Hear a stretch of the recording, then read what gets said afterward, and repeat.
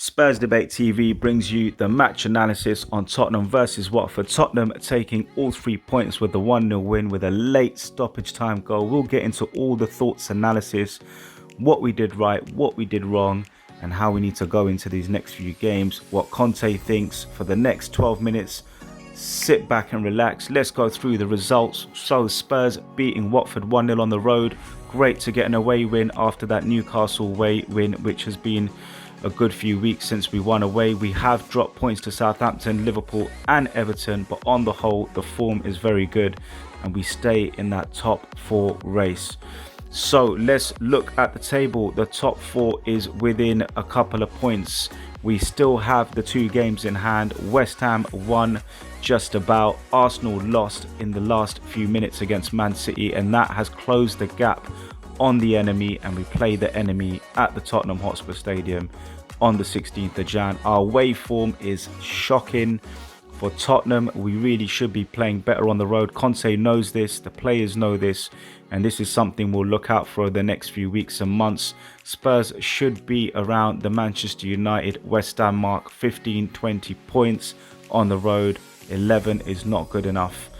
Let's look at the team. So my favourite player on the night was Hugo Lloris with the saves. He really kept us in the game with 2 brilliant saves in the second half. I will talk you through all of that in the next few minutes. Ollie Skip, Pierre having a good game. Emerson Royal getting in good positions, but he needs to improve his crossing. Let's look at the bench. So we didn't use Dele, Del Boy, Ali. We didn't use Tanguy, McDonald and Dombele, but we did use Harry Winks and Brian Hill. And it's good to see Lo Celso back on the pitch. Let's hope he doesn't get injured, because boy, there's that guy love to chill in the treatment room. But Matt Doherty, another one, maybe on his way out. Let's look at the action areas. So we spent most of our time in the Watford half, and it was all one-way traffic. You can see Watford had a little bit of action down the right, nothing really to write home about. They couldn't break us down in the middle. Spurs on the right-hand side with Emerson struggling with the crosses. He did get loads of crosses in, but they weren't good enough, and we need to improve that. Emerson needs to. We did get lucky with Dennis going off. He's been their best player, their striker. And then Harry Winks and Lo Celso coming on in the second half to improve that creativity. And also Brian Hill coming in, and in the end Spurs getting the win just about with 1 minute to go. Big chances, not enough from Tottenham. We should have 5 or 6 big chances, and yes, we had possession, yes, we outpassed them, yes, we had more shots on target, but the quality has to improve for Spurs to put these teams away. Our goal difference should be a lot higher, and we're just not getting the rub of the green. There was some penalty calls which I will talk you through. Crosses here, 19%, not good enough. Accuracy, 19%, not good enough. That has to be higher, around the 35% minimum. And you can see here we've out-dribbled them, out-passed them completely, and only won 1-0. Spurs need to improve. Conte came out after the game and said the crossing is not good enough. We need to use the wing backs more effectively. Yes, it's a difficult role with the energy involved, but the crossing has to improve for us to stay in this top 4 race. And Emerson will definitely be reflecting on that after the game, on how he could cross better. The team also needs to get in the box quicker, but he did also go on to say that he's happy with commitment, but the quality is not there. He needs to work with the team. He can't work with the team every 2-3 days we play a game. He doesn't have the time to get to Hotspur Way and work on all these improvement areas. Let's start with that first attempt on goal, or I should say off goal. Lucas Moura with the cross here. He's got options, but there's not enough Tottenham players in the box. The cross is almost wasteful. It does ricochet and end up at Pierre Højbjerg's feet, and then it's all about, can Pierre keep his cool? Can he keep the ball down? Can he keep it on target? Can he work the keeper? No, he can't. Unfortunately, Pierre completely skives this one, slices it into the stands. Heung-min Son is waiting. Heung-min Son is onside, but Pierre doesn't see him. And unfortunately, this chance goes begging, but this should have been on target. Pierre needs to improve in this area to become the all-round midfielder. Reggie here has an opportunity on goal, and you can see here Skip, who had a really good game, sees that channel there between midfield and defence, sees the gap, switches the ball from right to left, The top teams always switch the ball from left to right and right to left. You see Man City do it all the time. It puts the opposition's defenders out of position, creates uncertainty, and there's always a player that doesn't track his man. In this case, Reggie doesn't roll it to the left. He lines up a really good shot, and it's great to see this from Reguilon taking the shot. The Spurs players need to attack more. Sonny and Kane need help, and you can see here with that shot forcing a really good save, one for the cameras there, from the Watford goalkeeper, who just time and time again kept Watford in the game with save after save after save. So big up to the Watford keeper for filling in and really being their man of the match. You'll see here Heung-min Son pressing down the Watford goalkeeper. Great to see 4 Tottenham players against the 4 Watford, and the pressure makes the Watford defender really panic. You can see here Ollie Skip running in at the back there. 10 out of 10 Ollie Skip, anticipating, burning the energy, the speed, the tackle, and then that lovely through ball into Harry Kane. Just rolls it into his path. Harry Kane has Heung-min Son there, but decides not to pass, decides to go it alone. He has been taking more shots on goal, which is great to see from Harry Kane, because we want him to take shots on goal. Unfortunately, this one goes outside the post and Watford survive. But we've seen Harry Kane from this distance all day long just find the inside netting there, and that should have been 1-0 Spurs. But big up number 29 there, Ollie Skip, for breaking down the ball and attacking. Right, here we go. Kane's confidence. There you go. He's there on the right. He can roll the ball into the right to Lucas Moura. No, he doesn't. He turns it, Cruyff turn, puts it on his left foot and sends an absolute rocket launcher of a shot. The goalkeeper saves it and forces a corner. And you can see here Harry Kane leaves his Watford defender on his left foot and does what Harry Kane does best, strikes the ball clean and sweet. This one's going over the keeper into the net, but the Watford keeper again saves Watford. The long shots coming in from Spurs and the Watford keeper keeping us out. You can see Eric Dyer here is definitely fouled. He's in the box. You can see the Watford player's got his hands all over him. He's got his legs wrapped up. He's basically rugby tackled him, done some sort of karate tackle on him, judo, all over him.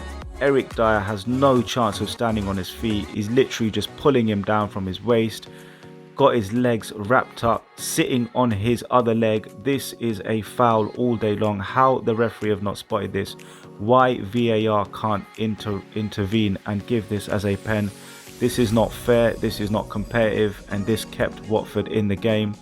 It happened again with Harry Kane. He's running at speed, he's got the ball, he wants to shoot, and you can see Watford's hands all over him, no eyes on the ball, completely pulling him off balance. And you can see Harry Kane's left leg there swinging up in the air and having no chance at staying on his feet. And then you can see here Harry Kane completely off balance. This is a joke. You can see the cameraman in the back there. Why VAR can't intervene? Why the referee and the linesman are not seeing this? Are they Arsenal fans in disguise? God knows what's going on. But this was not Tottenham's day. Completely hard done by on 2 penalty calls. Let's go into the next one. Whilst it remained 0-0 and we didn't get those penalty calls, Watford did have a counter transition chance. You can see they received the ball here. Joshua King. King has one thing on his mind, which is to shoot, and this is poor from Spurs. We should be closing down King. There should be Spurs players yelling at each other, but Davis, Pierre, Eric Dyer, nobody taking responsibility. Eric Dyer asks Sanchez to check his channel, which is fine. Sanchez as a man, but otherwise Eric should be closing down that space. Tottenham players there's 4 of them. They should be working that out. Unfortunately, they don't. And King has a very, very good effort on target, going in, pace and power with curve. And Hugo Lloris luckily fingertips that one around for a corner. If Hugo is just a couple of centimetres off position, that goes in and it's 1-0 Watford, undeservedly so. But Spurs need to be careful at keeping that back door closed. Sonny here with a great bit of movement. This is what Heung-min Son does, but Lucas Moura, credits to you. He gets his head up, he bypasses 4 Watford defenders with a beautiful pass, perfectly weighted, dipped and dinked into Sonny's path. Sonny onside, beats his man, and as you can see here, he takes a shot first time and he's very unlucky not to score. Again, the Watford keeper keeping Watford 0-0 and in the game. Really was one-way traffic, and it was starting to look like it's going to be one of those nights where we just don't get the 3 points no matter what we do, a bit like Southampton.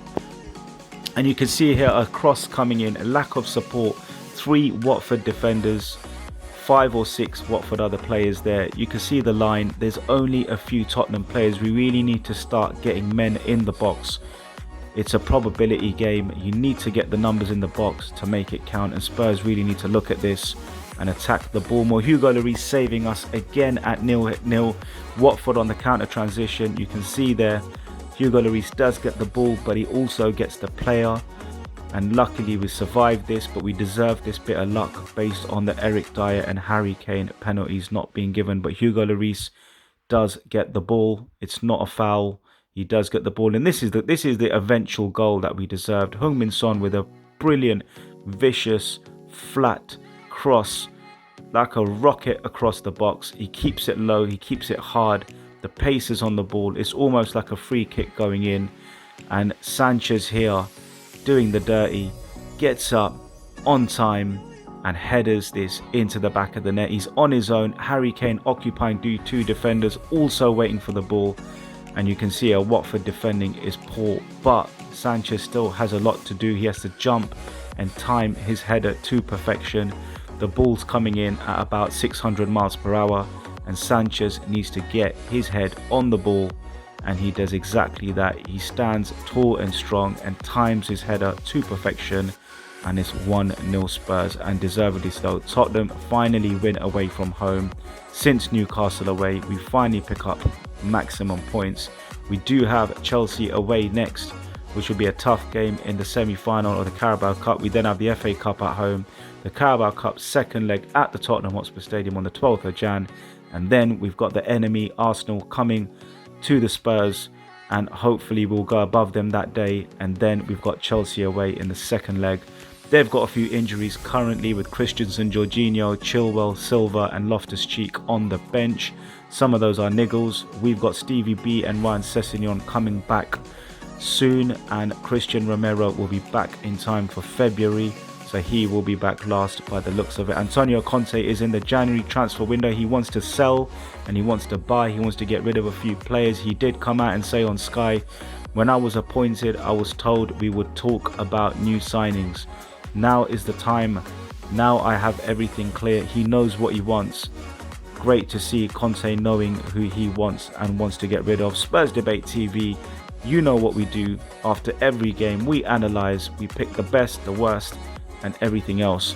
Let us know what you think. Please do give us a like, share the video, subscribe to the channel, and I'll see you after Chelsea away. Come on, you Spurs.